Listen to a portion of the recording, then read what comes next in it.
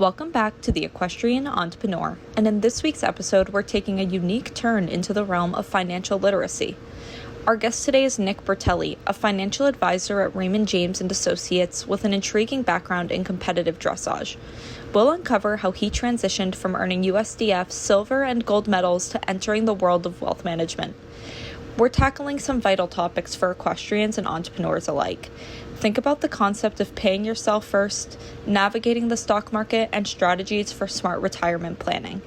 Nick's journey offers a fascinating blend of sports discipline and financial acumen, making this episode a must-listen for anyone looking to balance their passions with financial success. So get ready for an episode that promises both inspiration and practical advice. Let's get started.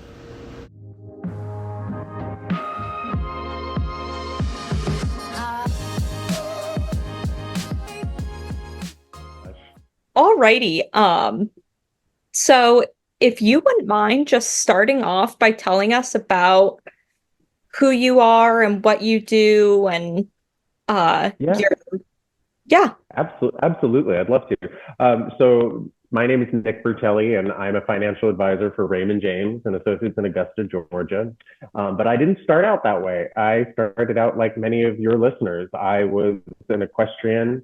I still am to a certain extent. I still try and keep my hands in the horses as much as possible because I still love them with all my heart. But I had my first pony at 6 years old. I grew up riding in Northern California in Sonoma County. And like so many equestrians, I had my heart set on becoming, the next Olympic champion.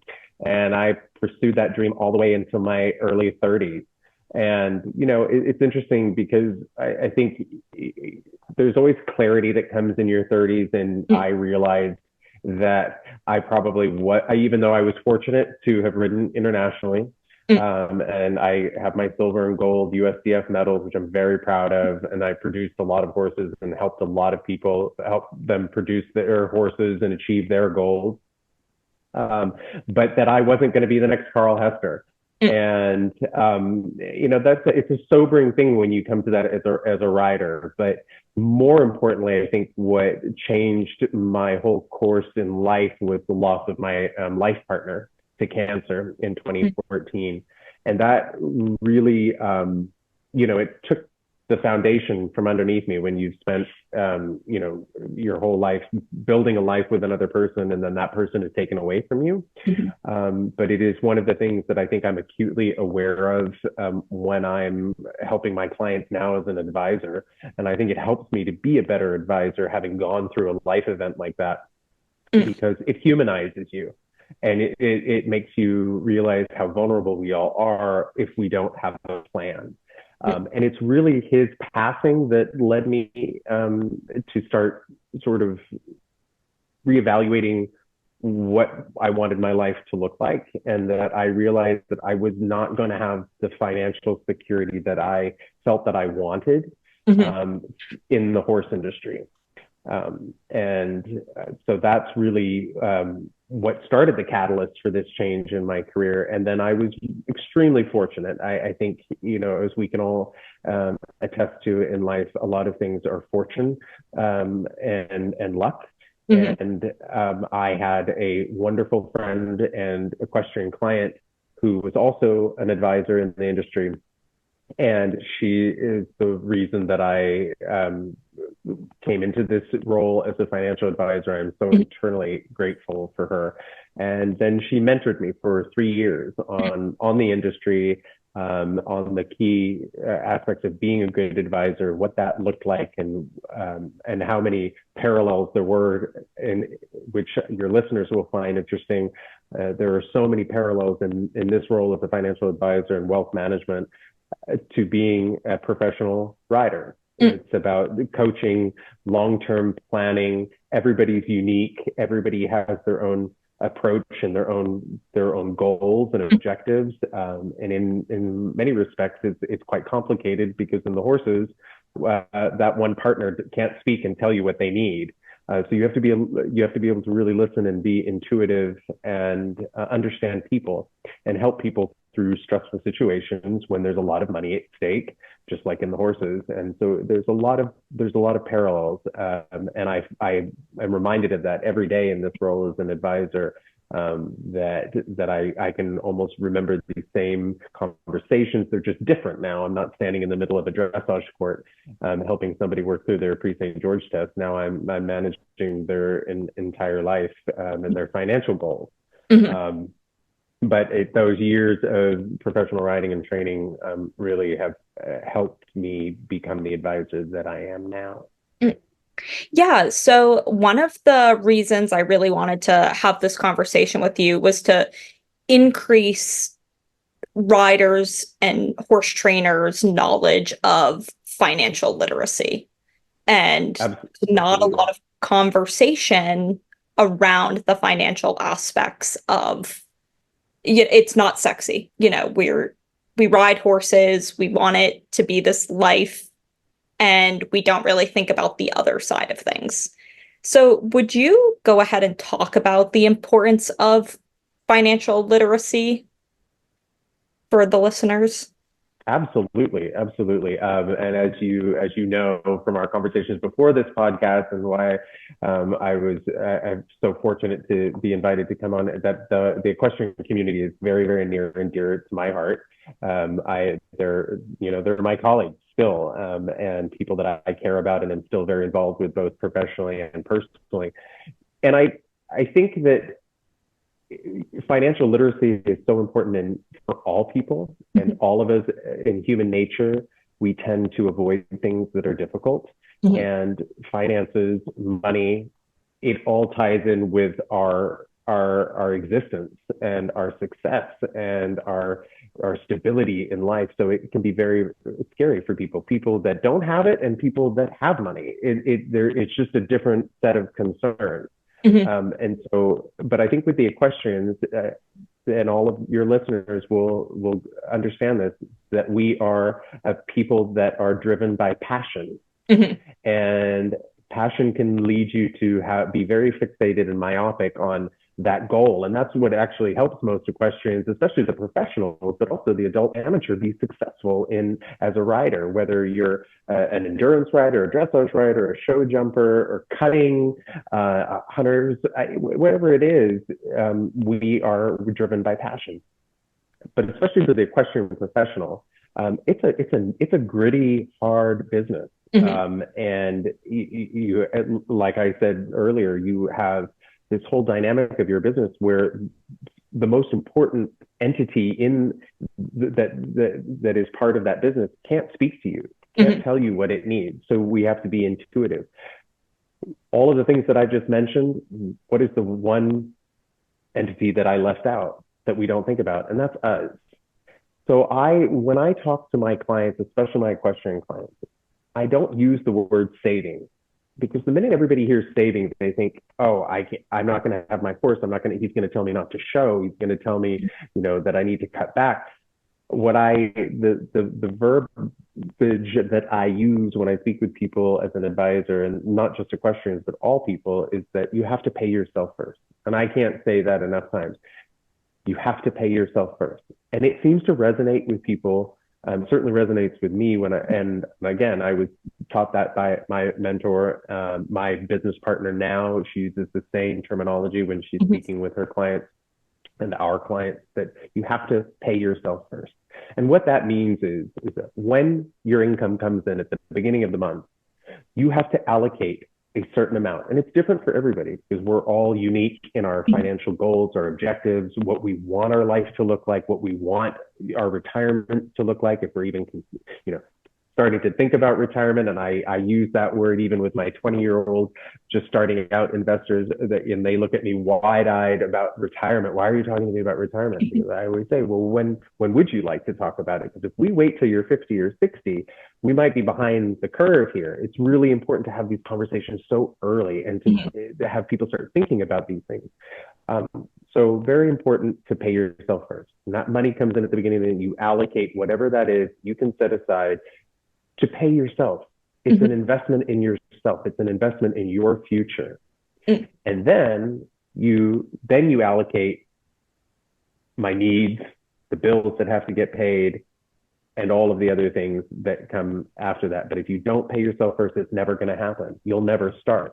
So we have to have those conversations with ourselves every year, every month. And it's not being selfish, it's being diligent. And we are a very disciplined group of people, equestrians. We have to be disciplined because we're disciplined in our training, we're disciplined in the maintenance and care of our horses, we're disciplined with our clients, we're disciplined with our show schedule. We're extremely disciplined, but we're not very disciplined when it comes to investing in ourselves. And so that's the conversation that's so important to have with my equestrian clients and colleagues.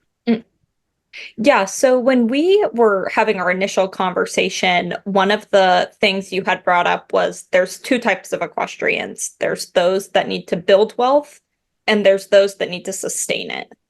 And can we kind of go into detail about that? Sure.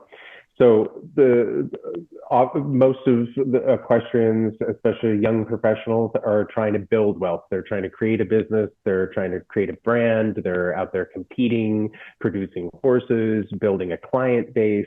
And so those individuals really need to concentrate on building wealth and paying themselves first. They've got to start somewhere. We've got to open up a retirement account, whether it's a SEP IRA, which is for individuals that are independently employed, or a Roth IRA. We've got to open up some sort of a retirement account and start funding that, paying yourself first, which means taking that chunk at the beginning of the month and investing in yourself for your future. Because let's face it, nobody wants to be old and broke. And it's when we're in our 20s and 30s, nobody ever imagines that we're going to be old. Nobody imagines that maybe we're going to be 70 and not want to get on that rank 3-year-old in 20-degree weather. And those are the conversations that you want to have. You want to be able to have the retirement and have that quality of life when you can't do 15 or 20 horses a day. And you can't do those grueling 14, 15-hour days, 7 days a week. And our industry as equestrians is unique, again, in the sense that we don't have holidays. We don't have days off. It's 7 days a week, and oftentimes 24 hours a day if that horse gets sick or we're traveling for horse shows, and we all know what that life looks like. So really, really important. With our equestrians that have wealth behind them, they are fortunate to have supportive families. They may come from a trust. It's important to still acknowledge saving and acknowledge that they have to pay themselves first, that there's a budget, that there is an adage in the business that the first generation makes money, second generation spends the money, and oftentimes the third generation can lose the money if they don't understand how it works and where their money is invested, and have a budget and have a plan.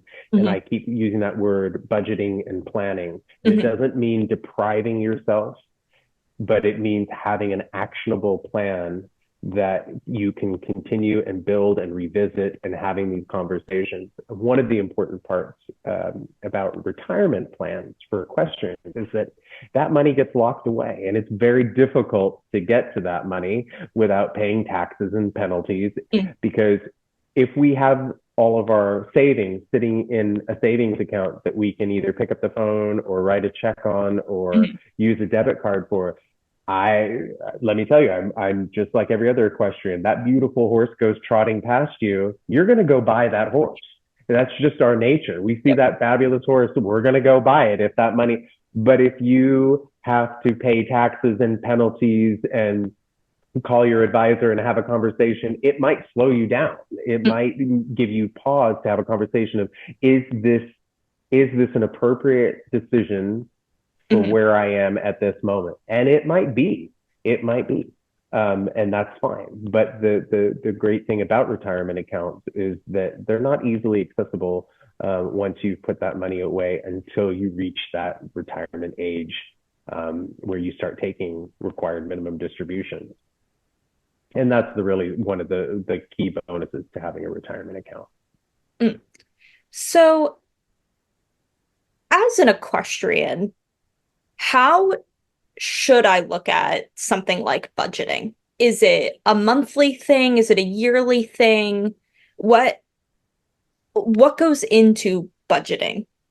That's a super question, Sam. And it's different for everybody. One of the beautiful things about my role as a financial advisor in wealth management is that everybody's different. And I said that before already in this conversation. So what your budget might look like and will depend on what your objectives are and what your income is. Depending on my budget and my needs will look different because my objectives and my goals are going to be different. So when we look at that, it's really about sitting down. And one of the things that I give a lot of my clients who've never done a budget and they don't have a sense of what's coming in, where it's going out, and it can be quite sobering when you give somebody a net worth or a budgeting data sheet, which we do when we're doing retirement and retirement analysis and cash flow analysis.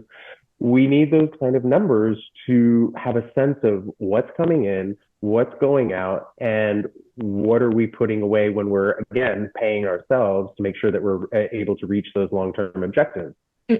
So, but it's important to sit down and do some hard numbers. Where are those expenses? How much am I spending on my mortgage or my rent for the farm? How much am I spending on my vet bills? How much am I spending on feed and grain? How much am I spending on staff? How much am I spending on equipment? How much am I spending on truck and trailer maintenance and insurance? How much am I spending on clinics? How much am I spending on shows? How much am I spending on travel expenses? Obviously, if you're running a business, a lot of those are tax deductible. Mm-hmm. But you've got to have a sense of what's coming in and what's going out. So it is important for everyone to, at some point, sit down and take a look at what's coming in and what's going out, because that's the only way that you're going to know as an individual. And this is true for everyone, not just an equestrian. How much can I put away? How much can I contribute to my retirement account? Because it's really important that we fuel our retirement accounts with the maximum allowable amount every year. Mm-hmm. Because if we're not, then we're really shortchanging ourselves and our future goals.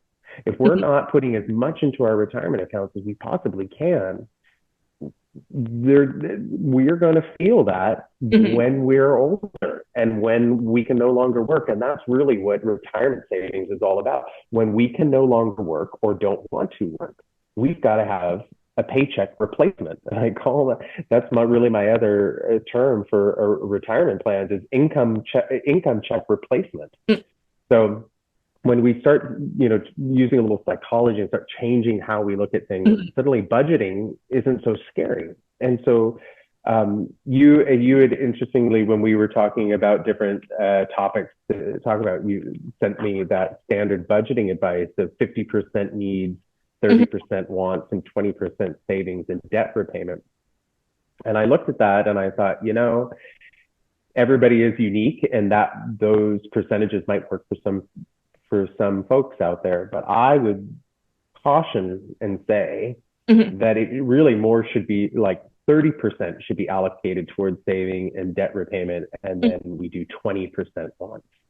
Because wants can very easily suddenly take over, and then you've got 50 to 60% wants happening. That can be a very if that's derailing your long-term objectives and you're not saving enough.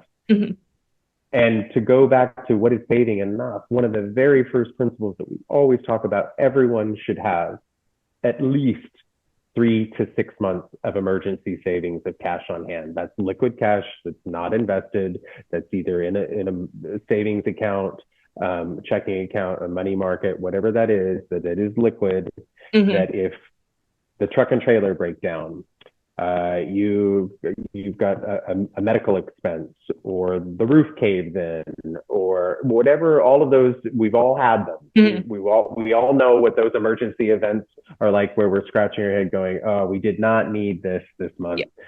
But we've got to have that money sitting there. And it's, the standard is that 3 months for a single person, 6 months for a family or a married couple, especially with children. And I always err on the side of caution, and I like my clients to have 6 months of cash savings. And when you say, well, how do you come up with that number? That's where that budgeting. Let's look back over the last few months. Let's look at just to get by, so that, there's food on the table, mortgage is paid, horses are fed, employees are paid, and we're still able to not have our life change drastically. What does that take every month? Now we multiply that by 3 or by 6. And 6 is more comfortable for me because, as we all know, how many problems really get solved in 3 months? Yep. Big problems. More likely 6 months is comfortable. We can get things sorted out in 6 months. So I always like to say, having at least 3, if not 6 months of cash on hand and your monthly expenses are different than my monthly expenses, different than every one of our listeners' monthly expenses. So, but we have to have a sense of what those are. And we have to look at those. And then we know, okay, baseline, this is what our emergency savings needs to look like. And then from there, we look at what our debt repayment. Then we look from there. Now this is the money that we can invest. And then we start saying, okay, now what's left over? That's for survival, paying bills. And then what's left after that? That's your fun money. That's going to the clinics. That's going to the horse shows. That's going out to dinner. And it's just putting, like I said earlier in our conversation, that same discipline that we have with our riding, the discipline that an eventer has when they're on the cross country course, the discipline that a dressage person has when they're in the middle of their test and they're cantering down center line for straightness, or the show jumper when they're looking for that perfect spot at a distance to a jump. That discipline, that sense of knowing where you are, is the exact same discipline that an investor has to have with their money and their finances. Yeah, a little bit of a personal anecdote. I had a great owner, owned a few horses. She owned the barn that I was at, and she decided she no longer wanted to be a part of it. So I had to relocate. I had 7 horses. And I could not have imagined doing that without that happened 4 months ago. And I'm finally getting back to a point of my feet are back underneath me. And, but luckily I had that safety net of 6 months. And, it was like not until last month that I was like, okay, we really have to start, getting our act together. And thank goodness you have that cushion, and that's what's so important. And we can dig even a little deeper there with the equestrian world, because if you're in sales horses, right, that horse has an injury, that horse doesn't pass a vetting. You've got to be able to ride that out. You've got to be able to, attend to whatever that issue is with that horse, or that horse might not have the price tag on it that you thought it was going to. We're also dealing, we've had supply chain issues. We've got weather events that are becoming more and more, large weather events all over the world. So we're looking at grain and hay prices, shavings prices, just the prices of getting those commodities from point A to point B. So you've got to be able to, have cash supply to absorb these changes. And in the equestrian world, as all of your listeners are going to resonate with, there's a lot of moving parts here. And as these prices go up, the farriers have to increase their prices, the vets have to increase their prices.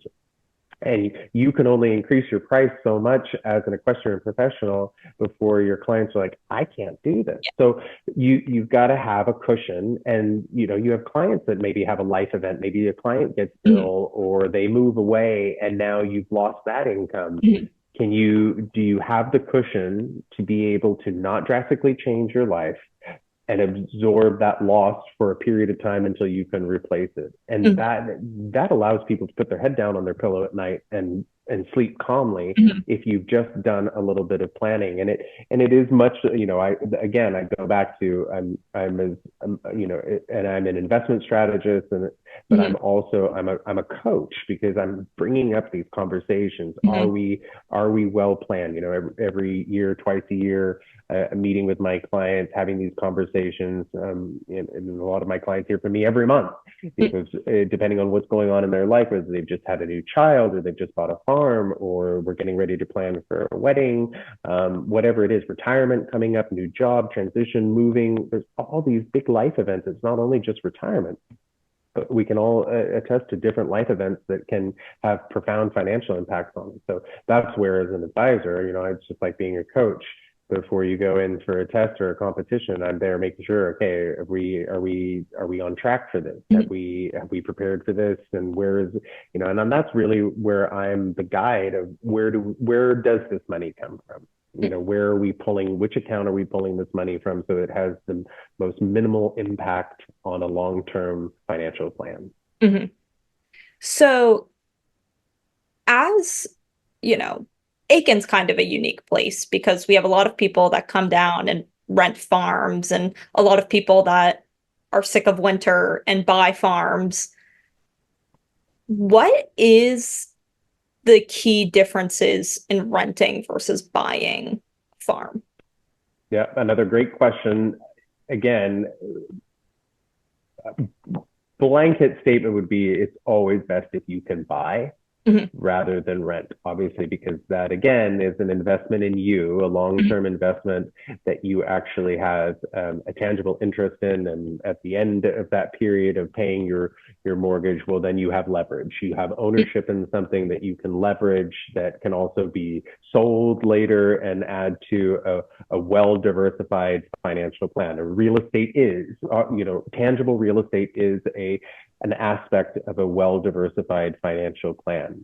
Mhm. That being said, you have to be in a position where you have the finances to be Mhm. able not only to purchase and qualify for a loan, or be able to buy a home or a piece of property or a farm. You have to be able to maintain that. Mhm. So it's also looking at, are you in a position now? Maybe we can buy it. Maybe we can afford the financing Mhm. without derailing our objectives or our financial plan. Now, what about the upkeep? Mhm. We've got mowing, we've got fences, we've got the stabling, maybe the house, the insurance, irrigation, just everything that goes into maintaining a home. Now we quantify that by a factor of 5 when you talk about a farm with Mhm. land. Even just the basic, let's not talk about landscaping and irrigation, or just maintaining the property, the Mhm. insurance, keeping fences repaired. and Mhm. and if you're strong and robust and you're able to do a lot of that yourself, that's a conversation. Okay, so you're handy, you're strong, you can do a lot of this stuff yourself. But what if you can't? What Mhm. if it's something outside of your, we've got to hire people to do that. So again, having some planning and having some deeper conversations about what that might look like can lead us to make a sound decision. To use the Mhm. horse term, sound decision. I use that all the time. It's just like what we want with our horses to be sound and healthy. We want our financial decisions to be sound and healthy as well. So yes, by and large, it is advisable to buy and own real estate if possible. But if you're getting started and renting, and when I talk with my clients who are renting or they're getting started, there is a plan in place about setting aside a portion of income every month that's going to be toward down payment, Mhm. so that they're in a position to be able to buy when that opportunity arises. And again, it just goes back to planning, but it's an individual decision, and it really depends on your financial situation. Interesting. So, some of the things you had mentioned earlier, such as IRAs and um, these retirement kind of fund sort of things, does that have anything to do with Wall Street and markets? And if so, can you kind of explain Wall Street to the general population of equestrians? Absolutely, I'd love to. Yes, to answer your question, emphatically, yes. Retirement accounts like IRAs, 401ks, Roths, SEPs, all of these general brokerage, taxable accounts, all of these different accounts are vehicles. Imagine them, they are a stall in a barn. Okay. And inside that stall is an investment vehicle that you're putting money into, just like Mhm. that horse that's standing in that stall that you walk by, and basically every morning you're throwing cash into that stall that is your horse, that is your investment. Now imagine that all of those different retirement accounts that I named are, instead of a horse being in that stall, that's that retirement account. Mhm. And so they are. Then inside of that retirement account is an investment strategy, how we invest that money. And is it in equities? Is it in bonds, which we also call fixed income? Is it in insurance products? Is it cash? These are all different retirement vehicles, a package inside of that stable that is your long-term financial objective. So I think that's kind of a fun way to look at it for equestrians. If you look at your barn and think Yep. that that barn is your long-term financial objective. Now, what's inside of that barn? So we walk inside of that barn and there's 10 or 15 different stalls. And inside of those stalls are all different retirement vehicles that you should be spending money on, just like the horses that are inside of that barn. And they all have a different objective, short term, medium term, and long term objective. And they all, correlate together to create your individual retirement plan. Wall Street, let me demystify it. The stock market on any given day is extremely volatile. And all anybody has to do is turn on the news to know that. But over 10, 15, 20 years, the stock market is not volatile. And there is no better method to accumulate wealth than being invested in equities. And equities is just another word for stocks and the stock market. People tend to get very scared about the stock market because there is risk. Yes, on a day to day, month to month, year over year, you might lose money. But when we look at stocks as a long term, and when I'm saying investing in stocks, I am not talking about trading Bitcoin yourself in the middle of the night. I'm talking about very conservative, well managed investment portfolios, actively managed. So then that is the way people accumulate wealth and grow their money and keep up with inflation. Because the money that you have maybe sitting in a savings account, remember that is for emergencies. That should be a small portion of your overall portfolio, because that money is not growing.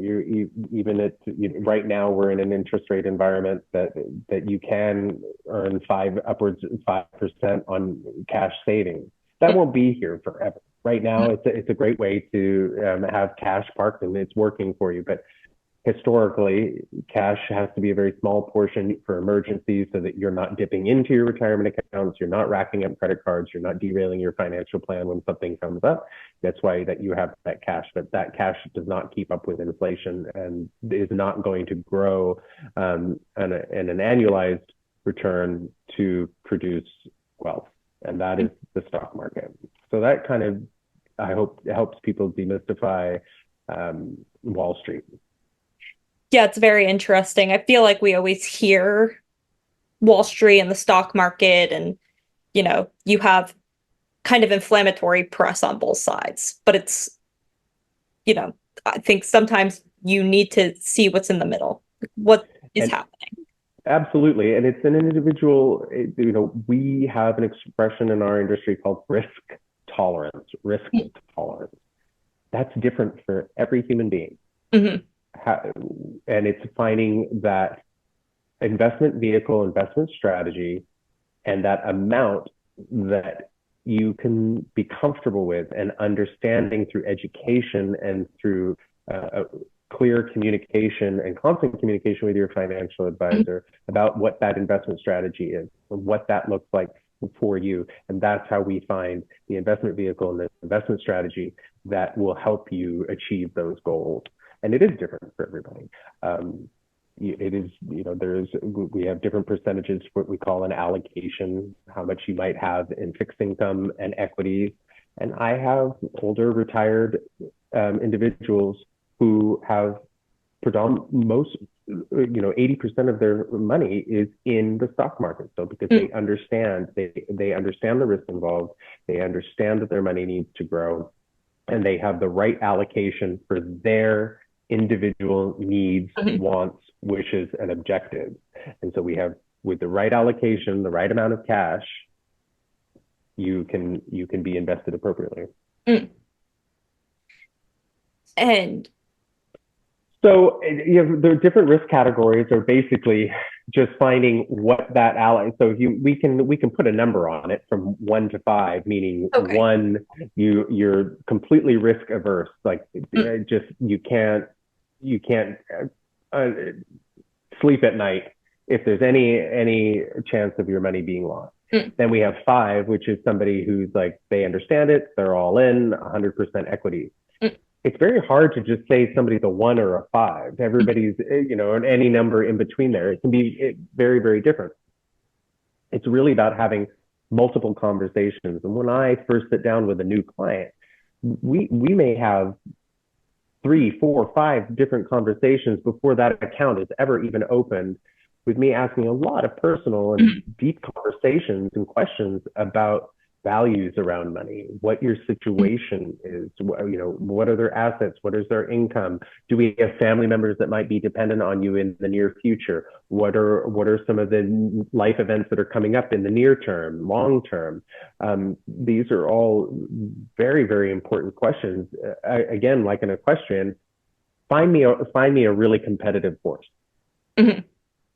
That's a very broad, well, what is competitive to you? Are we talking on a local level you want to win? Are we talking on a national level? Are you talking about putting these horses on an airplane and going competing internationally? What is your budget? How long have you been, what is your feeling about a hot horse as opposed to a horse that you have to kick to get it to go forward? I mean, everybody, that is an investment strategy is as personal as that perfect match of a horse and rider. And I think that that's a great way for our listeners to this podcast to understand an investment strategy. Everybody's different. But those different risk tolerances about having an allocation for cash, equities, fixed income, emergency savings, that's all part of an investment portfolio that's well balanced and meets the needs of that individual client and investor and their families, because the head of the household may have profound impacts on the decision. So when I meet with clients, it might be a spouse, it might be the partner, it might be one individual, but I always make sure that I am meeting with everyone that's involved in that household.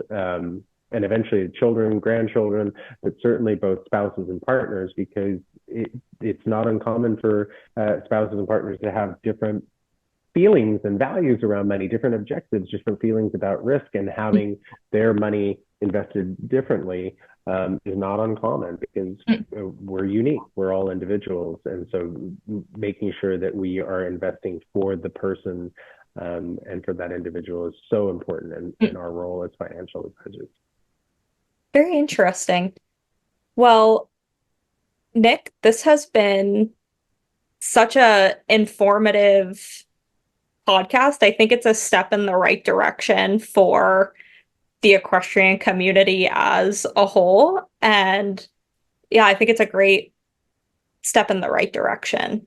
I love it, and it has been a great conversation. And I mean, we could be here for hours and keep going. I mean, as you've asked me questions, I'm thinking of all these different scenarios. So it's my pleasure. And as people reach out to you for the podcast and bring more questions, I'd love to dive into this more. And it's important that people do ask questions and bring those forward, because I'd be happy to answer those for you. Yeah, definitely. I think this is hopefully one of many, because it brought up a lot of questions for me, and I, you know, need some time to ponder over them and figure out the Absolutely. right way to ask. And are Absolutely. there any events coming up in the near future where our listeners can learn some more from you? Absolutely. So February 15th at 6 p.m. we'll be at the Wilcox Hotel, and I'm being joined by my colleagues Brian Gerton from Franklin Templeton, as well as Jeannie Connolly, who is our trust planning consultant for the Southeast at Raymond James. I'm so pleased that they're both coming in from out of town to join me, so that we'll be talking about trust planning for equestrians specifically, and what trust planning looks like, and the importance of it, and some of the pitfalls if you haven't done that trust planning. So that's February 15th at 6 p.m. In the Hunt Room at the Wilcox Hotel. And you can go to my website, which is www.raymondjames.com/Nick Bertelli and RSVP, because we do have limited space. And we've already had people getting ready to sign in, and so it's already gotten a lot of activity. But we'd love to have you attend if you can. And then starting in March, I do a monthly Let's Talk About It series that's at the Aiken Senior Life Center, and that'll be March, April, May, and June. So that's now our second year doing that, and we'll be talking about fixed income products. We'll be talking about cash strategies. Where is your cash? How much is right for you? What does retirement cash flow look like? So different topics that are broad-based. They're not specific. We're not selling anything. What we're trying to do is start an educational conversation to get people thinking about all of these really important conversations. Awesome. Well, this has been great. Thank you so much for joining You us. are so welcome, Sam. Thank you for having me, and look forward to seeing you again soon. Yeah, definitely.